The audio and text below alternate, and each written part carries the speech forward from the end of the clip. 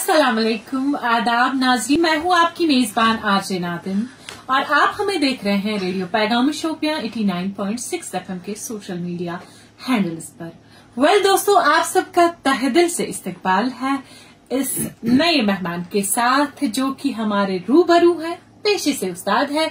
नाम इनका जो है सैयार अहमद, जिले शोपियान से ताल्लुक रखते हैं।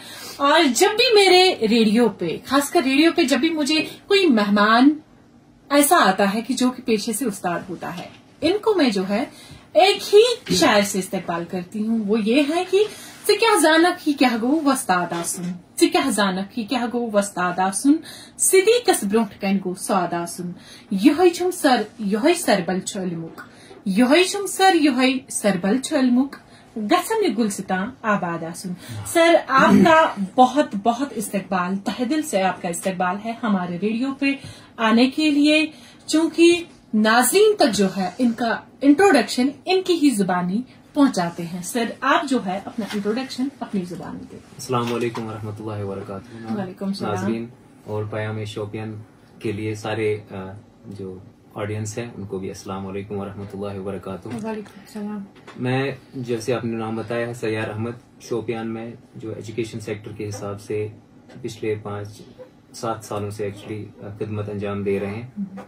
तो पहले तो जो आपने इशार बोला है, इशार जो बोला है बहुत बढ़िया है, शुक्रिया। तो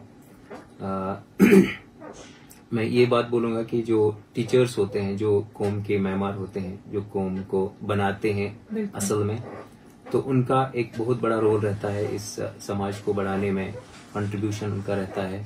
जो भी हम देखते हैं सोसाइटी में, जो भी अच्छे इंसान बनते हैं, तो उनका वो बनाना वो एक टीचर की ही रिस्पॉन्सिबिलिटी होती है, उसी की काविश होती है, उसी की मेहनत होती है।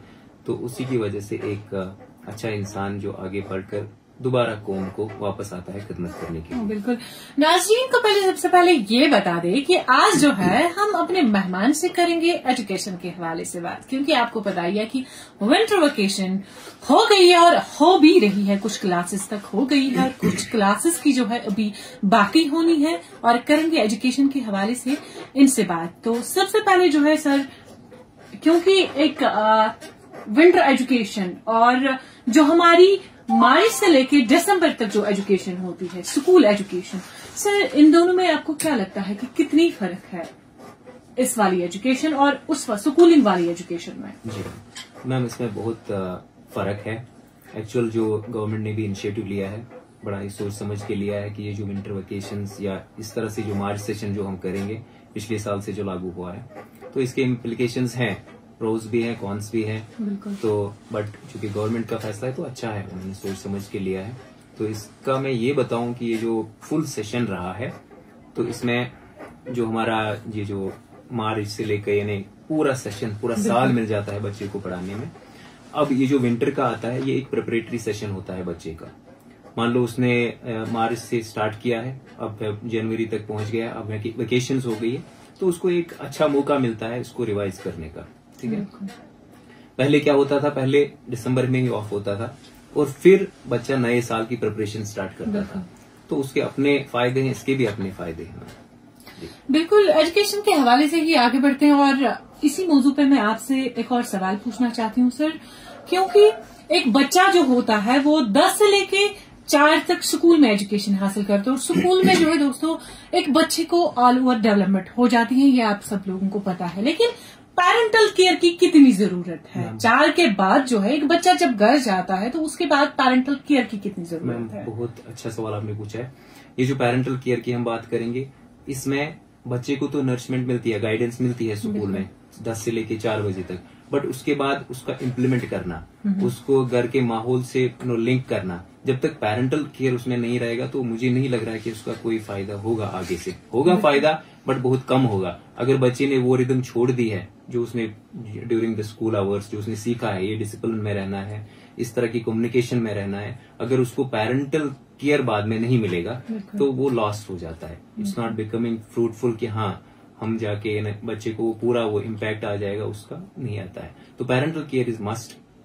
मैं बोलूं, अगर एक ही बार एक रूटीन बनाए पेरेंट्स कि हाँ शाम के 10 मिनट या आधा घंटा हम दे देंगे बच्चे के ऊपर कि हाँ उसने क्या सीखा है, उसको कैसे इम्प्लीमेंट करना है, उस पर थोड़ी सी नजर रखे कि हाँ ये बच्चे ने क्या किया है दिन में, है ना, तो कहाँ तक स्टडीज की है, क्या क्या नई एक्स्ट्रा करिकुलर एक्टिविटीज हो जाती है, तो उनका रिपोर्ट देखे, और जो उसका जो एकेडमिक है उसका देखे कि हाँ कैसी प्रोग्रेस है। अगर कहीं पे कोई डाउट लग रहा है, कुछ लग रहा है, तो वापस स्कूल एडमिनिस्ट्रेशन से बात करें। बिल्कुल। सर टीचर के हवाले से बात करेंगे, क्योंकि अभी तक जो है स्टूडेंट के हवाले से बात कर रहे थे, लेकिन टीचर के हवाले से हमें ये जानना और नाज़रीन को ये जानना बहुत ज्यादा जरूरी है कि एक टीचर जब क्लास में आता है और कोई भी लेसन वो पढ़ाता है और उस लेसन को एक्सप्लेन करने के लिए सर मुझे बोल दीजिए कि कौन सी लैंग्वेज बेटर रहेगी उस लेसन को जो है एक्सप्लेन करने में, ताकि एवरेज में जो स्टूडेंट होता है, जो एवरेज का स्टूडेंट होता है, वो भी समझ पाए।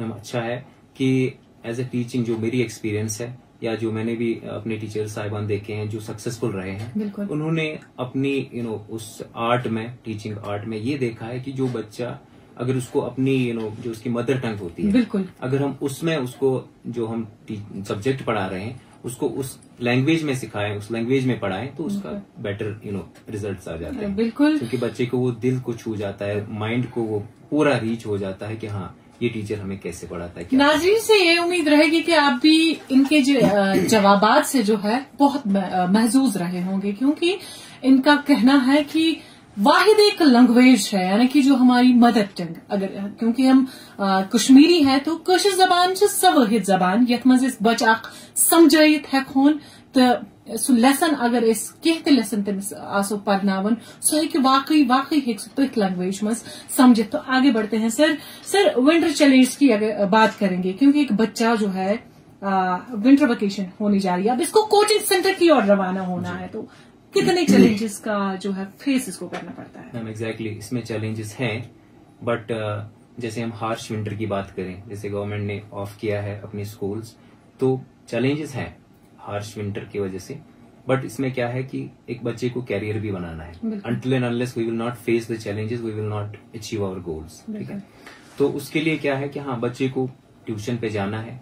अब उसमें ट्यूशन सेंटर्स की भी रिस्पॉन्सिबिलिटी है कि वो हीटिंग का अरेंजमेंट करें। जो अगर बच्चा आज आ जाता है तो वो लिख नहीं पाएगा ड्यू टू कोल्ड वेदर, तो वो हीटिंग अरेंजमेंट होना चाहिए, वो फैसिलिटीज होनी चाहिए अपने अपने ट्यूशन सेंटर्स में, तो सो दैट बच्चे को कंफर्ट फील करे और अच्छे से पढ़ाई करे वहाँ पे। बिल्कुल, ठीक है सर। आपने अपने इंट्रोडक्शन में जो है कोचिंग सेंटर के हवाले से बात की है, कोचिंग के हवाले से बात की है, क्योंकि आपकी भी कोशिश रही है कि आपका भी एक कोचिंग सेंटर एस्टैब्लिश हुआ है।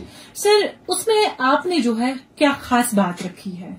मैम जैसे मैंने बताया कि मेरा ताल्लुक रहा है इस फील्ड से, बिल्कुल, तो हमारा भी है एक रेफरेंस है, हमारा coaching centre Mavin coaching institute MCI है। तो वहाँ पे हमने, जैसे आपने चैलेंजेस की बात की, तो हमने वहाँ पे फैसिलिटीज रखे हुए हैं, हीटिंग अरेंजमेंट है, प्लस जो गरीब बच्चे होते हैं उनके लिए इंस्टीट्यूट्स होते हैं, उनके लिए हमने फैसिलिटीज रखी है कि वहाँ पे फीस का उनको वहाँ पे रियायत दी जाती है।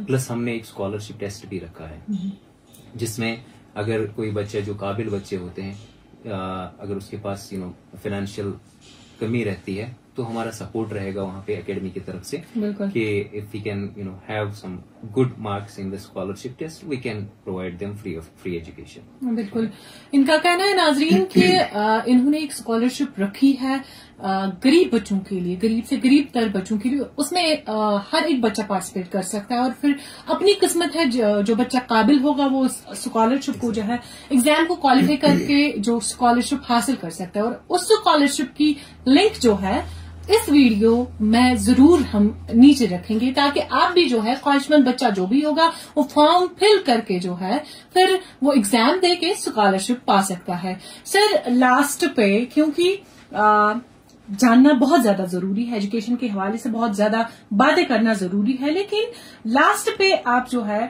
टीचर एंड स्टूडेंट्स के लिए, दोनों के लिए एक फ्रूटफुल मैसेज दी जाए। मैसेज यही रहेगी कि टीचर्स को इट्स नॉट ओनली कि वो सब्जेक्ट के रिलेटेड ही रहें, बस अपना सिलेबस खत्म करे और क्लोज करे चैप्टर, नहीं, बच्चों को मॉरली तैयार करें ताकि हमारा समाज कल बेटर बने। और उसके साथ साथ जो स्टूडेंट है वो भी कोऑपरेट रहे और अपनी स्टडीज या अपने गोल्स, जो उनके शॉर्ट टर्म गोल्स हैं, लॉन्ग टर्म गोल्स हैं, उन पे फोकस करें और ये देखें कि हाँ कौन से ट्यूशन सेंटर में हमें उस टाइप का वो केयर मिलता है। बिल्कुल। तो go there, enjoy your studies. एक एंजॉइंग पीरियड होता है, प्लस लर्निंग होती है। इसको अच्छे से, इसको स्ट्रेस लेके ना पड़े कि हाँ अब हमें मैट्रिक का एग्जाम है, अब हमें 12th का एग्जाम है, कल नीट का एग्जाम देना। It's not a stressful job, it's just you have to do your best. अपनी हार्डवर्क के साथ, टीचर्स के साथ कोऑपरेट करके अपना सिलेबस कंप्लीट करना है, तो आगे समाज को खिदमत करनी है अच्छे से। बहुत बहुत शुक्रिया सर, एजुकेशन के हवाले से अपनी बात यहाँ पर रखने के लिए। सर आपका बहुत शुक्रिया कि आप यहाँ पर आए और एजुकेशन के हवाले से बात की। तो नाज़रीन, ये थे हमारे साथ सैर अहमद, जो कि शोपियान जिले से ताल्लुक रखते हैं, और इनका बहुत ही शुक्रिया कि रेडियो पे आए और अपनी बात यहाँ पर रखी। इसी के लिए दोस्तों दीजिए इजाजत। अल्लाह हाफिज, फी अमान अल्लाह।